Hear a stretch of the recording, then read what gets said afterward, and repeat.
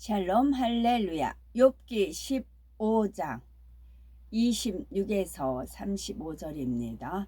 그는 목을 세우고 방패를 들고 하나님께 달려드니 그의 얼굴에는 살이 찌고 허리에는 기름이 엉기었고 그는 황폐한 성읍 사람이 살지 아니하는 집 돌 무더기가 될 곳에 거주하였음이니라.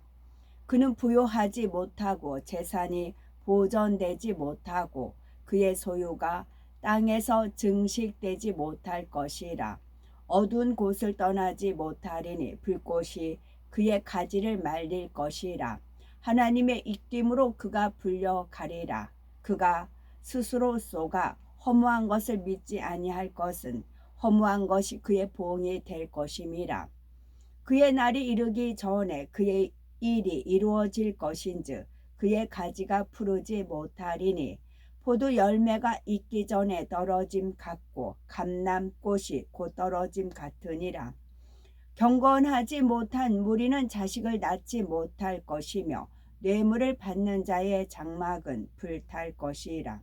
그들은 재난을 잉태하고 죄악을 낳으며 그들의 뱃속에 속임을 준비하느니라.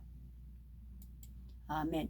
욥기 강의 38번째, 욥을 향한 엘리바스의 저주입니다. 욥을 향해서 혹독하게 저주하는 엘리바스의 모습에서 우리 인생들의 마음을 해부해야 되겠죠. 욥기 15장 26에서 28절에 그는 목을 굳게 하고 두터운 방패로 하나님을 치려고 달려가나니 사람이 살지 아니하는 집 돌 무더기가 될 곳이 거하였음이니라. 여기서 목을 굳게 한다는 것은 바로 교만한 사람의 모습이지요. 또 두터운 방패로 하나님을 치려고 달려간다라는 것은 하나님 앞에 계속 불순종해 나가는 것을 말합니다. 엘리바스는 욥이 이처럼 교만하고 불순종하는 사람이라고 설명하고 있지요.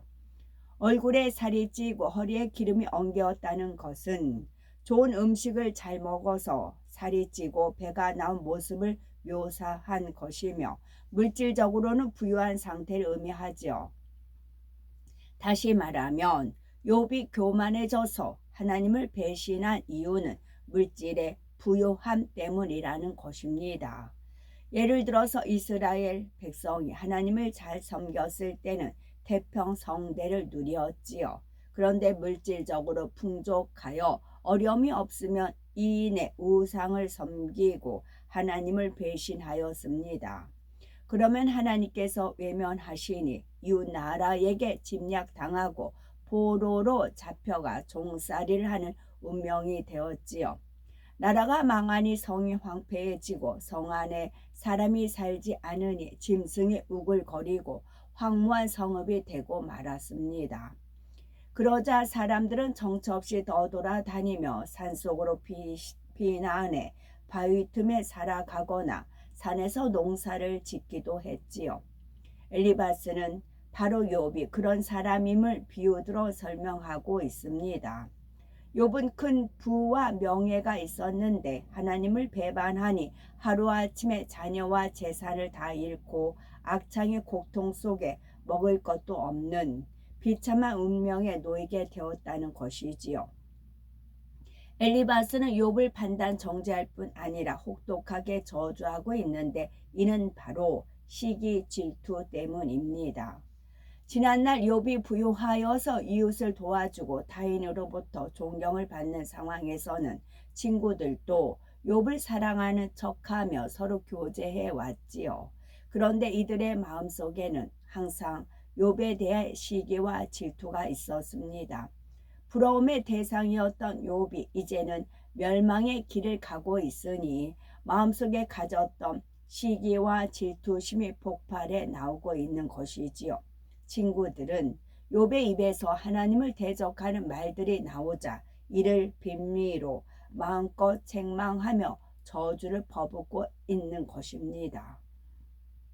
욥기 15장 29에서 30절 그는 부요하지 못하고 재산이 항상 있지 못하며 그 산업이 땅에서 증식하지 못할 것이며 흑암한 데를 떠나지 못하리니 불꽃이 그 가지를 말릴 것이라. 하나님의 입김이 그가 떠나리라.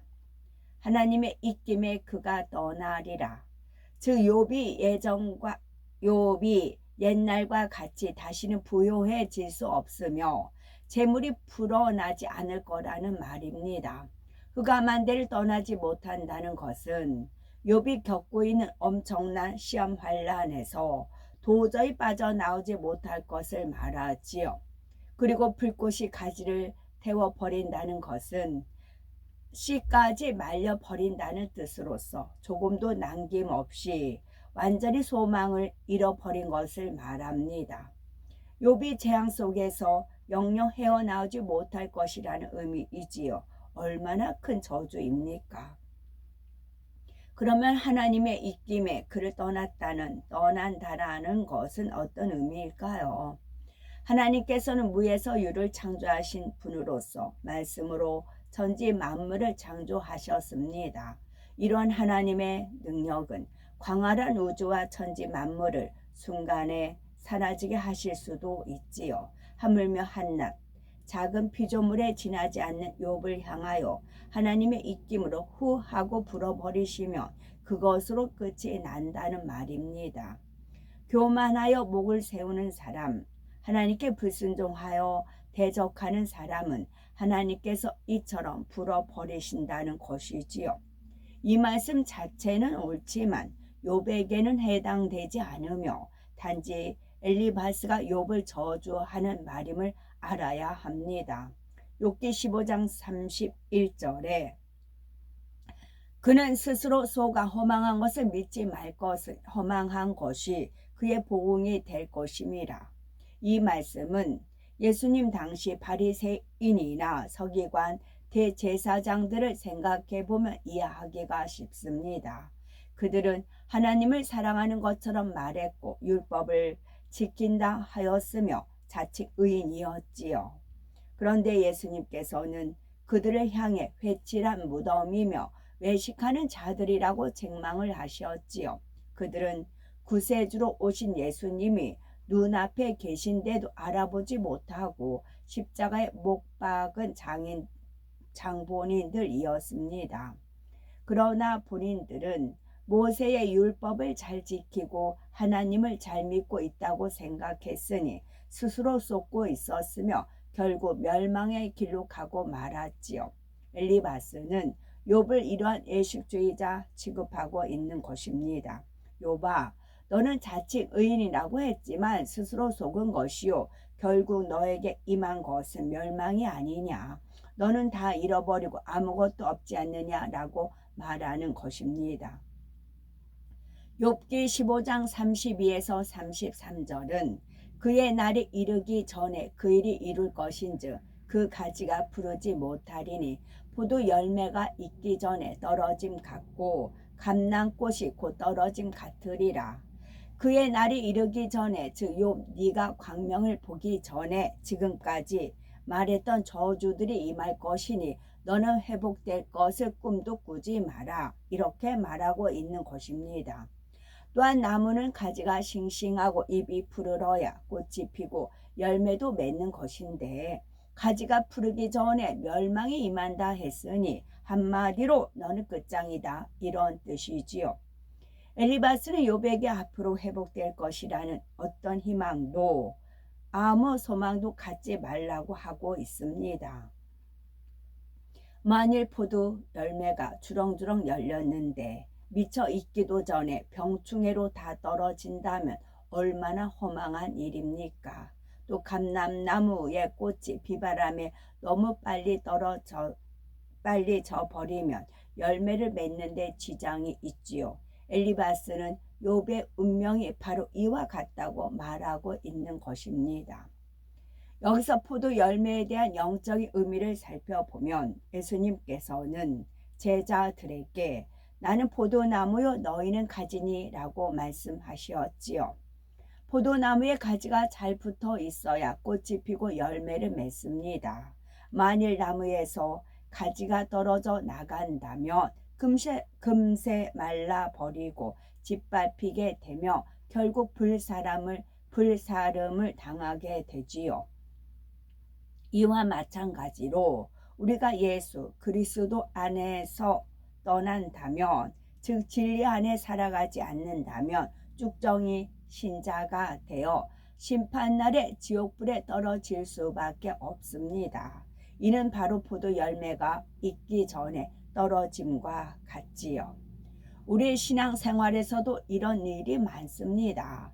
열매가 맺힌 나무에 비바람이 불면 연약한 가지는 잘려나가고 열매는 우수수 떨어지고 말지요. 이처럼 원수 마귀 사단은 우리의 환경이나 주변 사람들을 통해 시험을 가져다 주는데, 이때 믿음이 온전하지 않거나 진리 안에 온전히 서지 않는 분들은 믿음을 잃고 주님을 떠나기도 하지요. 우리는 항상 깨어 말씀 안에 살아야 어떤 미혹이나 시험이라도 넉넉히 이길 수가 있습니다. 욥기 15장 34절에 사곡한 무리는 결실이 없고 뇌물을 받는 자의 장막은 불탈 것이라. 엘리바스는 욥을 사곡한 사람, 즉 요사스럽고 마음과 행동이 바르지 못한 사람으로 비유하여 이런 사람에게는 아무런 결실이 없다고 합니다. 또 욥을 향해 뇌물을 받은 나쁜 사람이라고 말하는데 왜 이런 말을 하는 걸까요?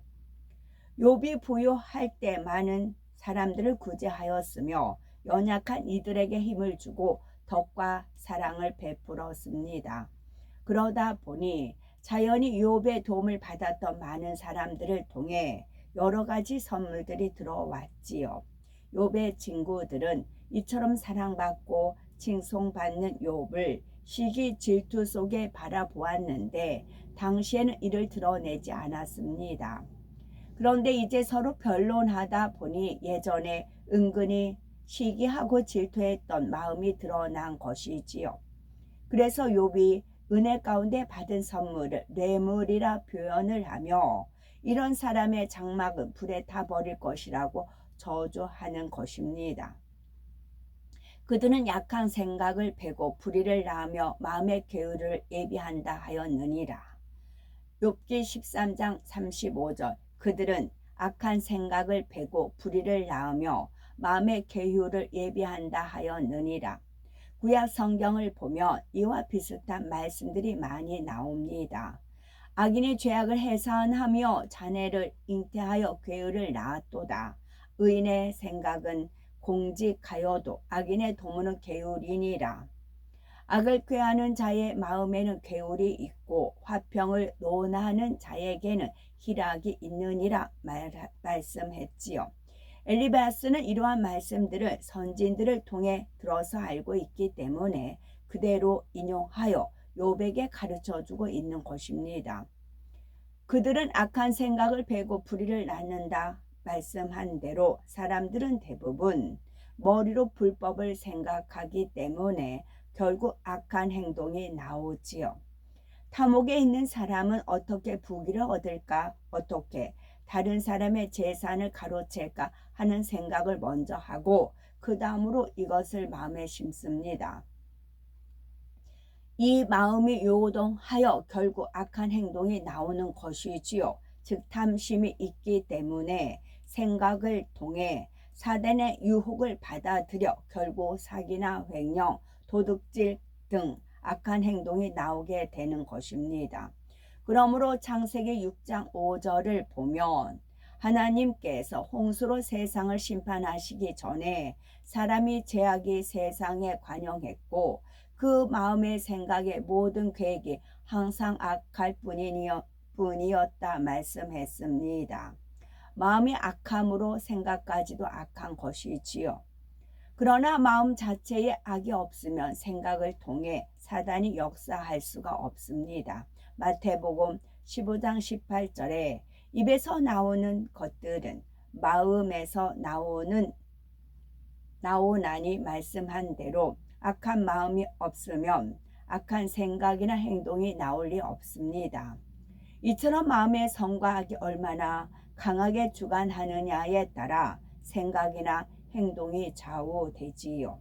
선이 많으면 매사를 선으로 생각하지만 마음의 감정과 미움 등의 악이 있으면 생각이 악으로 작용되며 언어나 행동이 삐뚤어지는 것입니다. 엘리바스는 욥의 생각과 마음이 이처럼 악하기 때문에 큰 재앙과 멸망이 임했다 말하고 있지요. 지금까지 욥의 모습을 보면 하나님 앞에 항변하고 따지는 등 악하고 교만한 모습을 보인 것은 사실입니다. 그러나 이는 연단 중에 드러나는 악의 모습일 뿐 욥은 엘리바스가 말하는 것처럼 사곡하고 가증한 사람이 아닙니다. 지금 욥의 친구들은 감정이 뒤틀리니 욥이 예전에 베풀었던 선행과 덕행까지도 나쁘게 취급하며 헐뜯는 것이지요. 하나님께서는 욥의 친구들과의 대화 속에서 우리 인생들의 마음을 낱낱이 해부해 주고 계십니다. 시기, 질투가 있으면 다른 사람이 잘 되거나 사랑받을 때 마음이 불편하지요. 또 상대와 내 자신을 비교하여 낙심하기도 합니다. 그러나 영적인 사람은 진리와 함께 기뻐하는 것이지요. 그러므로 우리는 이 말씀을 통해서 내 자신의 마음을 들여다보고 발견하셔서 악의 근본까지 뿌리채 뽑아서 진리의 마음으로 변화시키는 계기를 삼으셔야 되겠죠. 아멘. 샬롬.